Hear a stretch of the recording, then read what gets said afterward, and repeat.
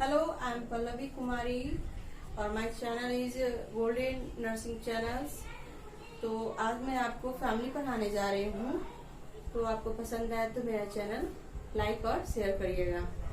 तो फैमिली के बारे में मैं पहले बताऊंगी कि फैमिली किसको कहते हैं, कितने तरह के होते हैं, फैमिली का क्या फंक्शंस है और इससे क्या इम्पोर्टेंस है। तो सब फैमिली हम लोग पहले आज हम लोग देखेंगे फैमिली कहते किसको है। तो फैमिली में जनरली पेरेंट्स होते हैं जिसको हस्बैंड और वाइफ मिलकर के फैमिली बनाते हैं और उनके बच्चे मिलकर के फैमिली बनाते हैं। तो हम लोग इसका डेफिनेशन ऐसे दे सकते हैं, it is defined as the social group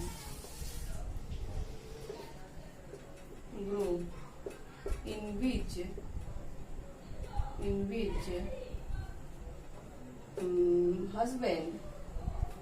husband and wife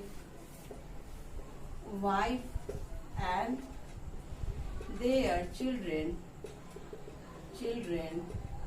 live together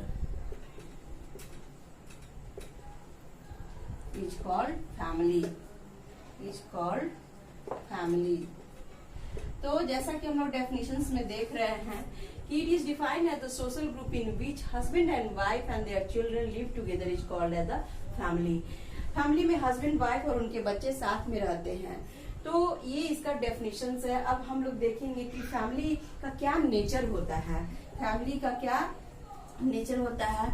तो फैमिली है जो इसमें जो है चिल्ड्रन प्रोक्रिएशन होता है, प्रोक्रिएशंस होता है, यानी कि चिल्ड्रंस जो हस्बैंड और वाइफ हैं जो मिलकर के बच्चे पैदा करते हैं। दूसरा है कि बच्चे जो है चाइल्ड जो है सोशलाइजेशन सीखते हैं। तीसरा है कि जो मेंबर्स होते हैं उनके बीच में कोऑपरेशंस और इमोशंस जुड़े हुए रहते हैं। जो कल्चर है कल्चर और कस्टम्स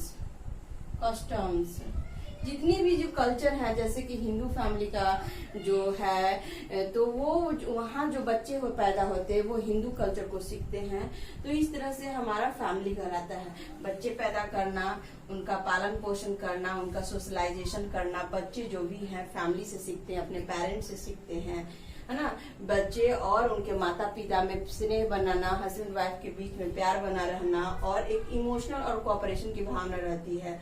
और जो कल्चर से बिलोंग करते हैं वो बच्चे भी वहाँ सीखते हैं। जैसे कि मुस्लिम कल्चर से जो फैमिली बिलोंग करती है तो मुस्लिम कल्चर को अडॉप्ट करती है। ईद है, आपका बकरीद है, या फिर हिंदू जो फैमिली से बिलोंग करते हैं।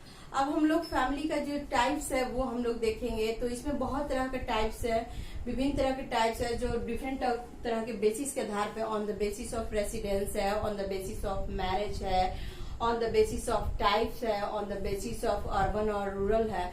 तो हम लोग डिफरेंट टाइप्स देखते हैं। तो सबसे पहले हम लोग साइज के आधार पे देखते हैं। साइज के आधार पे इसको हम लोग 3 भागों में बांटते हैं। पहला है न्यूक्लियर फैमिली, दूसरा है ज्वाइंट फैमिली और तीसरा है एक्सटेंडेड फैमिली। तो मैं इसको 1 बाय 1 करके समझा देती हूँ कि कैसे होते हैं। तो न्यूक्लियर फैमिली जैसा कि वर्ड से ही लग रहा है कि न्यूक्लियर, इसमें सिर्फ हस्बैंड वाइफ और उनके बच्चे रहते हैं। इसको हम लोग न्यूक्लियर फैमिली बोलते हैं। इस फैमिली का ये कुछ फायदा भी है, कुछ नुकसान भी है। जैसे कि ज्वाइंट न्यूक्लियर फैमिली में है जो हस्बैंड और वाइफ की स्थिति अच्छी रहती है, उनके बच्चे का पालन पोषण सही से होता है और उन्हें भरण पोषण सही से मिल पाता है। वुमेन्स की स्थिति भी अच्छी रहती है और प्रॉपर्टी भी उनका अपना होता है। तो इस तरह से इसमें हम लोग न्यूक्लियर फैमिली में देखते हैं। तो इसका ड्रॉबैक्स भी कुछ है, जैसे जो ज्वाइंट फैमिली में बच्चों का पालन पोषण करने में उतनी दिक्कत नहीं होती है, बच्चों को जो है ग्रैंड पेरेंट्स का लव अफेक्शन मिल पाता है, लेकिन उनके बजाय न्यूक्लियर फैमिली में वो इमोशन डेवलपमेंट नहीं हो पाता है। अब हम लोग ज्वाइंट फैमिली में आते हैं। इसमें 3 जनरेशन या 2 जनरेशन के मिनिमम लोग रहते हैं, जैसे कि हस्बैंड वाइफ हो गए, उनके पेरेंट्स हो गए और बच्चे, यानी कि बच्चे हो गए, उनके माता पिता हो गए और उनके ग्रैंड पेरेंट्स, कम से कम 3 जनरेशन के लोग रहते हैं, उसको हम लोग ज्वाइंट फैमिली बोलते हैं। ये फैमिली में एक हेड होते हैं, कोई भी एक हेड होता है जो सबका मालिक होता है और उसका कंट्रोलिंग होता है, और यहाँ पे एक ही रूफ के अंदर में सभी लोग रहते हैं, एक ही किचन होता है, एक ही पूजा करने का प्लेस होता है, और लोगों के बीच में प्यार की भावना और इमोशंस और कोऑपरेशन की भावना ज्यादा रहती है, तो इसको हम लोग ज्वाइंट फैमिली कहते हैं। इसका भी कुछ ड्रॉबैक्स है कि ज्वाइंट फैमिली में जो है बच्चों को अगर इकोनॉमिक कमाने वाला एक होता है और खाने वाले ज्यादा होते हैं, तो बच्चों को सही से भरण पोषण नहीं मिल पाता है, और माल न्यूट्रिशन या और भी बहुत सारी चीजें हैं कि सबको एक जैसा ट्रीट करना पड़ता है, तो ये सारी चीजें हैं। अब हम लोग नेक्स्ट देखेंगे एक्सटेंडेड फैमिली। तो एक्सटेंडेड फैमिली भी ज्वाइंट फैमिली से भी बहुत बड़ा होता है। इसमें है जो 3 या 4 जनरेशन के मेंबर्स रहते हैं, या यूं कह सकते हैं कि 3-4 न्यूक्लियर फैमिली मिल करके एक बहुत बड़ी फैमिली बनाते हैं, उसको हम लोग एक्सटेंडेड फैमिली बोलते हैं। इसमें है जैसे कि चाइल्ड रहते हैं, उनके पेरेंट्स रहते हैं, ग्रैंड पेरेंट्स रहते हैं, कजन्स रहते हैं, यानी कि दादा दादी या फिर चाचा चाची, उनके भाई भतीजे, जितने भी लोग हैं, यानी कि मोर देन 10 मेंबर्स रहते हैं, उसको हम लोग एक्सटेंडेड फैमिली कहते हैं।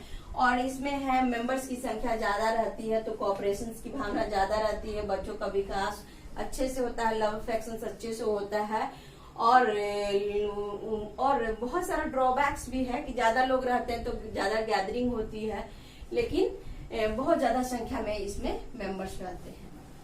On the basis of rural and urban,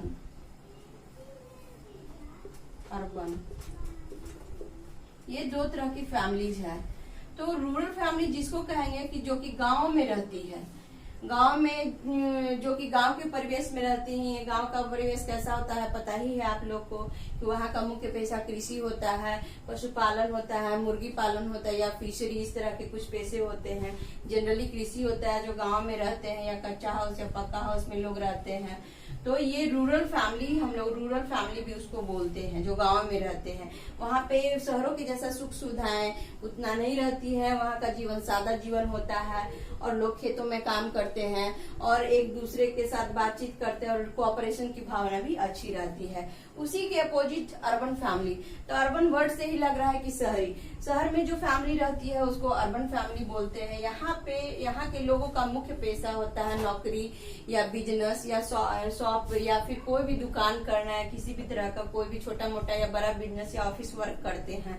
तो यहाँ पे है जो अर्बन फैमिली में जो काफी भागदौड़ वाली लाइफ है, और यहाँ लोग लिमिटेड हो जाते हैं, और यहाँ जो हमारे लाइफ स्टाइल में बस मशीनरी चीजों का ज्यादा यूज है, जैसे कि फ्रिज है, टीवी है, कार है, और डेली लाइफ स्टाइल में यूज होता है, जो कि रूरल लाइफ में काफी कम यूज होता है। अब हम लोग देखेंगे कि फंक्शंस ऑफ फैमिली क्या है, फैमिली आखिर की फैमिली का काम क्या है। बहुत तरह की फैमिली हम लोग है, तो हम लोग फंक्शंस भी जानना जरूरी है। तो हम लोग देखते हैं कि फंक्शंस क्या होते हैं। फंक्शंस ऑफ फैमिली, इसमें सबसे पहला आता है बायोलॉजिकल फंक्शंस,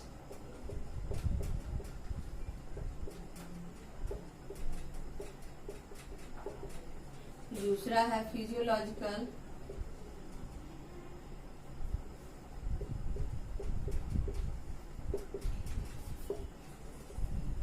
साइकोलॉजिकल,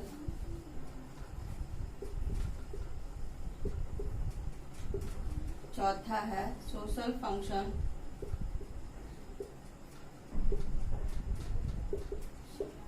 पांचवा है एजुकेशनल फंक्शन,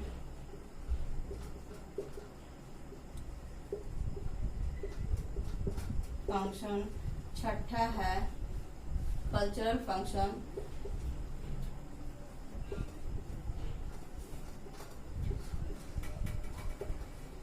7वां है इकोनॉमिकल फंक्शन।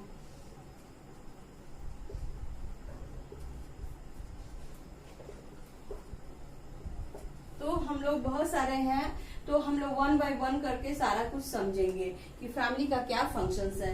तो सबसे पहला हम लोग आते हैं बायोलॉजिकल फंक्शंस की ओर। तो बायोलॉजिकल का मतलब क्या होता है? बायोलॉजिकल जैसे फैमिली का क्या फंक्शन है, तो फैमिली हस्बैंड और वाइफ से मिलकर बनता है, यानी कि मेल और फीमेल से मिलकर बनता है। शादी मैरिज होने के बाद फैमिली बनती है, तो दोनों का मेन क्या है? सेक्सुअल नीड पूरा होता है, एक हस्बैंड वाइफ का और वाइफ हस्बैंड का। और उसके बाद प्रोक्रिएशन ऑफ चाइल्ड भी इसी के अंतर्गत आता है, जो कि बच्चे पैदा करना भी फैमिली का ही काम है, जिसके कारण 1 जनरेशन से दूसरी जनरेशन में फैमिली ट्रांसफर होती है। तो ये बायोलॉजिकल फंक्शन के अंतर्गत आ जाता है। फिजियोलॉजिकल फंक्शंस के अंतर्गत में हम लोग देखेंगे कि बच्चे जो होते हैं फैमिली में, जो बच्चे रहते हैं, उनका पालन पोषण कैसे हो, उनका नर्चरिंग कैसे हो, उनका फिजिकल केयर कैसे, इसको हम लोग फिजियोलॉजिकल फंक्शंस बोलते हैं। तो फिजियोलॉजिकल में हम लोग बच्चों का पालन पोषण, उनका खान पान, उनका डेली का केयर, या फिर उनका जो भी है उनका ग्रोथ और डेवलपमेंट जो हो किस तरह से हो रहा है, ये कुछ भी हम लोग सारा कुछ फैमिली को, उनके पेरेंट्स को या जो भी उनके मेंबर है उनका देखना, उनका पहनावा और हवा, ये सारा कुछ देखना उनके माता पिता का काम रहता है। अब हम लोग देखेंगे साइकोलॉजिकल किसको बोलते हैं। तो हम लोग सभी जानते हैं कि बच्चे का मानसिक विकास फिजियोलॉजी के साथ मानसिक विकास भी होना बहुत जरूरी है, और मानसिक विकास उसके परिवार में ही होता है। अगर बच्चे के माता पिता पढ़े लिखे होते हैं तो बच्चे की शिक्षा है बहुत ही अच्छे तरीके से होता है, और उसका IQ भी अच्छे से डेवलपमेंट होता है। अगर किसी बच्चे का उम्र 15 साल है और उसकी IQ लेवल 5 साल के बच्चे की है, तो वो भी गलत है। तो उसका साइकोलॉजिकल डेवलपमेंट है जो परिवार में ही होता है, या परिवार के जो भी मेंबर हो, दादा दादी हो, नाना नानी हो, बचपन से या मम्मी पापा हो, उसको पढ़ाते हैं, और समय के अनुसार उसका ब्रेन का डेवलपमेंट होता है। इसमें बच्चे को कहा जाता है कि mother is the first teacher of the child. तो जो माँ से ही शुरुआत होती है, तो बच्चे के साइकोलॉजिकल डेवलपमेंट के लिए परिवार का होना बहुत जरूरी है। सोशल फंक्शन में या सोशलाइजेशन इसको भी हम बोल सकते हैं। सोशलाइजेशन में बच्चे का फैमिली का इम्पोर्टेंस होता है। फैमिली में माता पिता है जो बच्चों में कोऑपरेशन की भावना, या फिर हेल्पनेस की भावना, या फिर इंटरेक्शंस की भावना को बताते हैं कि कैसे एक दूसरे की हेल्प करना चाहिए, एक दूसरे के साथ कैसे काम करना है, एडजस्टमेंट करना है। वो भी हम लोग सोशलाइजेशन, या परिवार या जो भी आसपास या रिलेटिव्स हैं उनके साथ कैसे बातचीत करना है, उनको कैसे रिगार्ड देना है, ये सारा कुछ बच्चे को हम लोग परिवार से ही सिखाते हैं। और नेक्स्ट आता है हमारा एजुकेशनल फंक्शन। तो एजुकेशन तो हर एक परिवार में है जो एजुकेशन फंक्शंस के लिए उसकी फैमिली जिम्मेदार, सबसे पहला फैमिली जिम्मेदार होता है। बच्चे की जो प्राथमिक शिक्षा होती है उसकी घर से ही शुरुआत होती है, क्योंकि शिक्षा का मतलब ये नहीं होता है कि बहुत पढ़ा है वो बनाई होता है। सबसे पहला जब बच्चा जन्म लेता है तो सीखना, यानी बोलने के लिए जो सीखता है, चलने के लिए सीखता है, या खेलने के लिए सीखता है, जो कि फैमिली में ही होता है। उसकी जो भी एजुकेशन है बच्चे से लेकर बड़े तक उसकी फैमिली ही करते हैं, जो कि एजुकेशनल डेवलपमेंट होता है। या हायर डिग्री हो, लोअर डिग्री हो, प्राइमरी हो या मिडिल स्कूल तक हो, उसके मम्मी पापा या फिर उसके जो भी परिवार वाले जो सक्षम होते हैं उसके लिए वो जिम्मेदार होते हैं।